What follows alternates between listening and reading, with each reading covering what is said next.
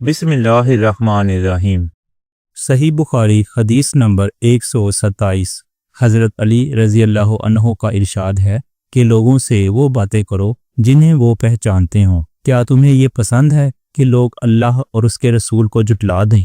صحیح بخاری حدیث نمبر 128۔ ایک مرتبہ حضرت معاذ بن جبل رسول اللہ صلی اللہ علیہ وآلہ وسلم کے پیچھے سواری پر سوار تھے۔ آپ صلی اللہ علیہ وآلہ وسلم نے فرمایا، اے معاذ، میں نے عرض کیا، حاضر ہوں یا رسول اللہ۔ آپ صلی اللہ علیہ وآلہ وسلم نے دوبارہ فرمایا، اے معاذ، میں نے عرض کیا، حاضر ہوں اے اللہ کے رسول۔ آپ صلی اللہ علیہ وآلہ وسلم نے تیسری مرتبہ فرمایا، اے معاذ، میں نے عرض کیا، حاضر ہوں اے اللہ کے رسول۔ 3 بار ایسا ہوا۔ اس کے بعد آپ صلی اللہ علیہ وآلہ وسلم نے فرمایا کہ جو شخص سچے دل سے اس بات کی گواہی دے کہ اللہ کے سوا کوئی معبود نہیں ہے اور محمد صلی اللہ علیہ وآلہ وسلم اللہ کے سچے رسول ہیں، اللہ تعالیٰ اس کو دوزخ کی آگ پر حرام کر دیتا ہے۔ میں نے کہا، یا رسول اللہ صلی اللہ علیہ وآلہ وسلم، کیا اس بات سے لوگوں کو باخبر نہ کر دوں تاکہ وہ خوش ہو جائیں؟ آپ صلی اللہ علیہ وآلہ وسلم نے فرمایا، اگر تم یہ خبر سناؤ گے